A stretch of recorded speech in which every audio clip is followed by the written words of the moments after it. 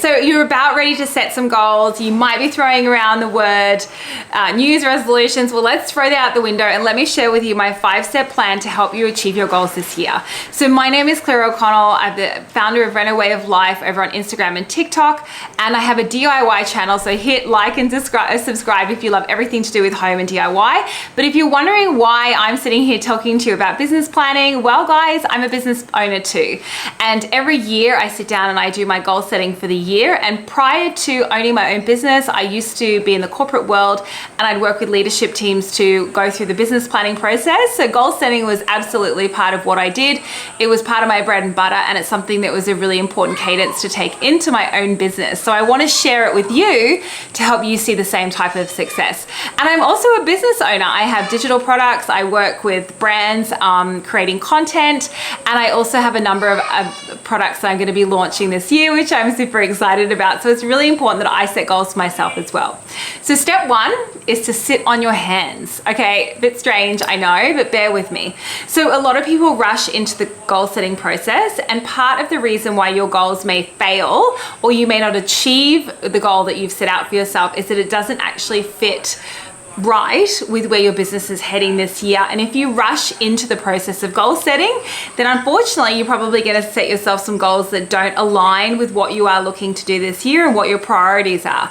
And so for that reason, I say to you, sit on your hands for a week or two and really think about what you're looking to achieve this year and what's really important to you. What I like to do is I like to start reflecting on the year prior. And so I look at things like sales records, I look at feedback from clients, I look at, if you're doing content creation, who did you work with brand wise, what was any of the feedbacks they had, or how could you improve your craft or your pitches, those sorts of things.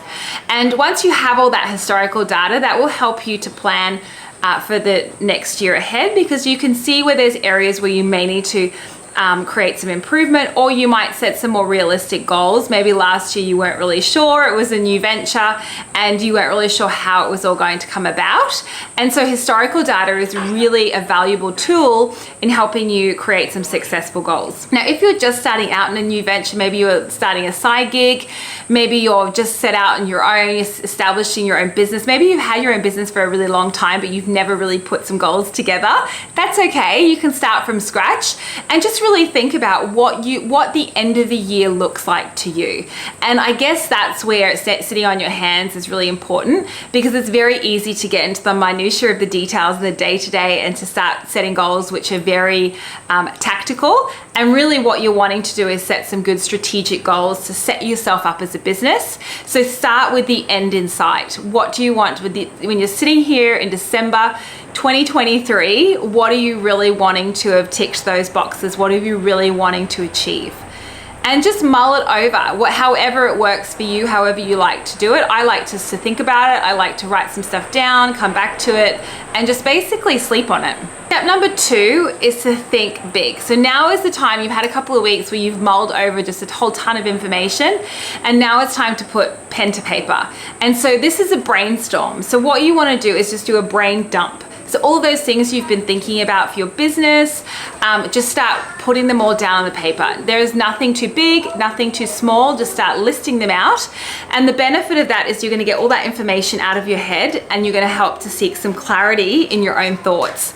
And then once you've done that, you can then start to really group them, some key areas. So you do your brainstorm, so you can do it on a piece of paper, you can do it on the laptop, you can do it on Canva, you can do it visually, or you can, whatever works for you, and then start to group them. So an example would be if you are launching a new product, maybe you have some things that you've put on your brainstorming, sales, then you've got product research, then you've got delivery channels, then you've got, all of those things would tie in under one umbrella, which is product launch. So that's what I say when I mean to start to now group them. So you've had your individual brainstorm, now go through that big brainstorming sheet and start to group them. And what you'll find is some core pillars will start to appear. Step number 3 is to set 4 to 6 goals for yourself. Now, there is no point setting any more than 6 goals, because you'll find that you've set way too many for yourself. It's way too much pressure, and then you'll just end up going, no, thank you. So 4 to 6 is a really good achievable amount. And I'm not talking about tactical goals, remember, I'm talking about big chunky goals that you'll then break out throughout the year. And so what you'll do is you'll have a look at your brainstorming chart and you'll have all your words down, then you'll have grouped them into different sections. So we'll use product launch as an example. So you'll have your product launch, and underneath that you'll have all your goals that you have brainstormed for your product launch, whether it's, you know, what could be a particular type of product, it could be new product lines, it could be alliances, partnerships, whatever it may be, it will all sit under that one umbrella of product launch. You could have some other goals in there around, let's say, I'm going to use my stuff as an example, content creation. So maybe there are some particular brands that, you know, I really want to collaborate with this year. And I've put all their brand names down on my brainstorming sheet. And now I'm going to start to pull all of those under one core pillar, which is brand collaboration. And I would start to name out all the achievements that I want to, you know, all those things that I want to achieve this year under that pillar.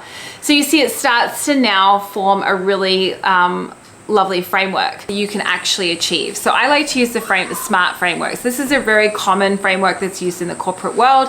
A lot of businesses use it. And the reason why is because no point reinventing the wheel. It actually works. SMART means that your goals are specific, measurable, achievable, realistic, and timely. And that's really important because if you haven't got those 5 principles, how can you possibly know if your goal was actually a success? Because you're not just measuring a small tactical thing like a product launch. Yeah, it launched, it went to market, that's great. But was it successful? Well, who knows? I don't know. What was the target for your sales? And, you know, when did you want to go to market by? You know, there's certain things that you need to address. So I do have an example for you of what I mean by this. Like I said, you can have a goal, which is I'm going to launch a new product in 2023. That's great. Or you can have a SMART goal, which is that you're going to launch X product by March 2023, and you're going to achieve X amount of sales by the end of the financial year. Specific goal. So you're going to launch a product, you're giving your time frame. It's measurable because you're having sales data. So you can have that in revenue, it could be a percentage of sales, whatever your business model sits on, the numbers are that you said is achievable. If you've never launched a product before, launching a product and saying you're going to have $100,000 in sales by month 1 is probably pretty unrealistic. Maybe not, and good for you if that's the case. But most of us, that's probably going to be pretty unrealistic. And most businesses actually run a loss or break even for at least the first year, maybe even 2 years. So there's some realism that will need to come into your goals to make sure that you are going to be achieving. Otherwise, by the end of the year, if you set yourself goals that just are really unachievable, you'll get frustrated and you'll probably just throw in the towel, when actually a good entrepreneur knows that to move forward, you need to accept that you're probably going to run at a loss for a period of time before you really get traction with the market. Because at the end of the day, people don't know who you are, people don't know what your products are, and they need a little bit of time to build that trust and build that reputation in the market. Step number 5 is to take that goal that you have for the year, which remember is a SMART goal. So to launch a product by March, to deliver X amount of dollars in sales by the end of the financial year. And to do that, you want to then, how are you going to actually achieve that? So what you do then is to work backwards. So you've got your end of year goal, which is your big meaty goal. And now to make it achievable, we break it into bite-sized pieces. So think of it like a pizza. You're not going to sit down and gobble up the entire pizza, right? You cut it into slices and you eat it slice by slice. And business planning is no different. Goal setting is no different.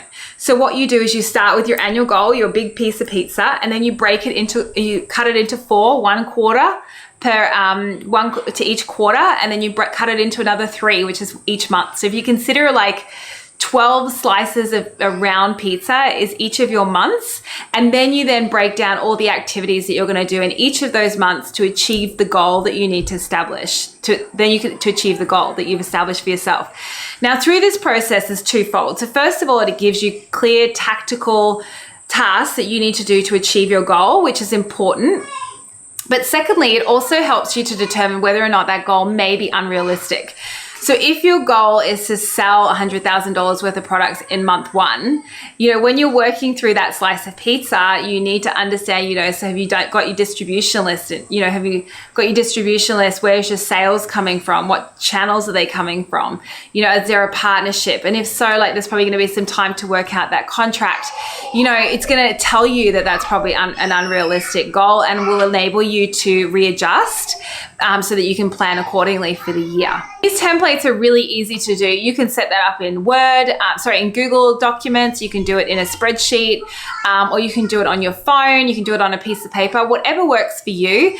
I've always used Google Docs. I find them great because they edit in real time. You can also share them. So if you have a business partner or a husband or whoever else that shares your business plan, then you can add them to the document and they can see what you're looking to achieve this year, which helps really get some buy-in and also helps with accountability, because part of creating goals is accountability. So if you create it in secret and you share it only with yourself, then the only person to hold you accountable if you're not reaching your goals, if you're not taking the steps you need to reach those goals, is you.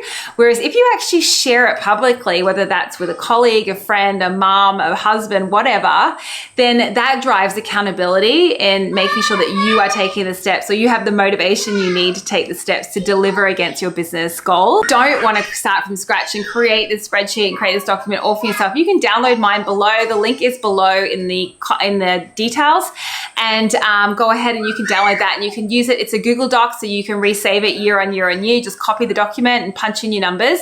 Everything's sort of there. The framework that I use of how I break it out from the monthly to the annual, the annual to the quarterly to the monthly. And I've also given you an example in that document as well. So feel free to do that, or else you can just create your own. But I hope this was helpful. I wish you all the best for 2023. I'm excited to see what success brings you. And like I said, if you like what you see, hit like and subscribe. I'd love for you to follow my channel.